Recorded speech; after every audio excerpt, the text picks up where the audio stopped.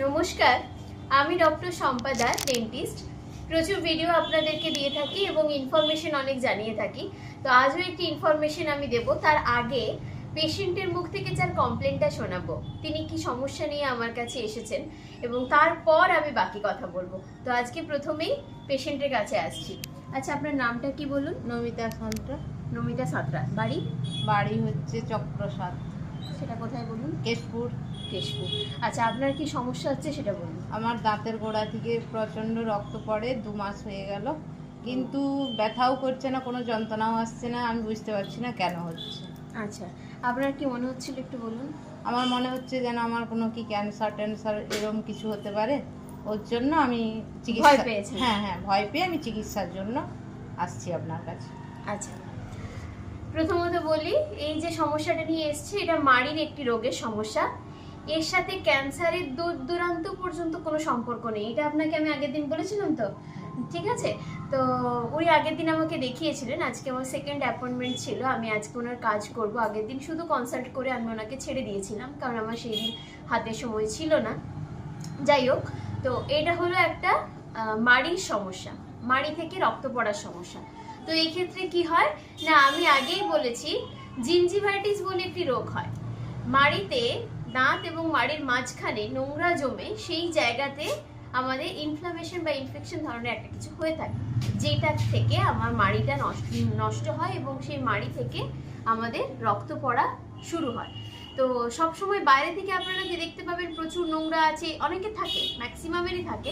খুব রেয়ার ক্ষেত্রে কিন্তু এটাও হয় যে মাড়িতে কিন্তু কোনো কিছু নেই। আমি একটু মাড়িটা সামনে নিয়ে আসার জন্য দেখাবো। আচ্ছা, এই যে দেখুন দাঁত, এই হচ্ছে দাঁত আর এই হচ্ছে মাড়ি। এই ভেতর বরাবর নোংরাটি জমে আছে, কিন্তু বাইরে থেকে দেখুন আপনি কোথাও দেখতে পাবেন না কোনো নোংরা জমে আছে। জাস্ট এই ভেতরটাতে দেখছেন, আমি টাচ করলেই এখান থেকে রক্ত আসছে। তো আমরা এই জায়গা থেকে ওই নোংরাটাকে পরিষ্কার করে দেব। আচ্ছা, বেশি রক্ত চলে আসছে, আমি আর ক্যামেরায় দেখাবো না। তো আমি এটাই দেখাবো যে ওই জায়গা থেকে কিন্তু আমরা পরিষ্কার করব নোংরাটা। আচ্ছা, স্কেলিং মানে অনেকেই মনে করেন শুধুমাত্র দাঁতের ওপরে থাকা নোংরাটা পরিষ্কার হয় না, এটা ভুল। স্কেলিং এর ক্ষেত্রে কিন্তু আমরা দাঁতের মাড়ির, ওই দাঁত আর মাড়ির ভেতরটাতে যে নোংরাটা থাকে সেটাও কিন্তু পরিষ্কার করব। ওনার কিন্তু আমি বেসিক্যালি একটা স্কেলিং করব, কিচ্ছু করব না।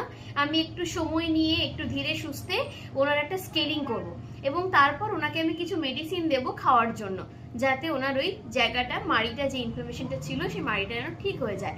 এবং 7 দিন পর ওনার মুখ থেকে আমি কিন্তু আরেকটা রিভিউ নেব যে উনি আজকে যেই কমপ্লেনটা নিয়ে আমার কাছে এসছেন সেই কমপ্লেনটা আর থাকছে কিনা। তো এটাই বলা, অনেকে মনে করেন মুখে অনেক নোংরা আছে তার জন্য বুঝি সমস্যা হচ্ছে।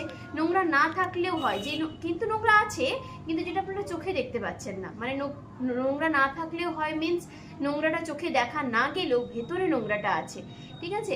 এইটা অনেকে বুঝতে পারে না। ক্লিনিক্যালি সব যে আপনি চোখে দেখতে পাবেন তা কিন্তু না, তার জন্যই আমাদের কাছে আসতে হবে। তবে এটা বলি, এটা খুব নর্মাল একটা জিনিস এবং সেরেও যাবে 7 দিনের মধ্যে। দূর দূরান্ত পর্যন্ত এর সাথে ক্যান্সারের কোনো সম্পর্ক নেই। অতএব উনি যেটা ভাবছেন, ভয় পেয়েছেন, ভয় পাওয়ার মতো কিন্তু কিচ্ছু নয়। তো এরকম যদি আপনাদেরও কারো হয়ে থাকে তাহলে অবহেলা না করে ট্রিটমেন্ট করিয়ে নিন, জিনিসটা বাড়বেও না এবং আপনি খুব তাড়াতাড়ি সুস্থ হয়ে যাবেন। সবাই ভালো থাকুন, সুস্থ থাকুন।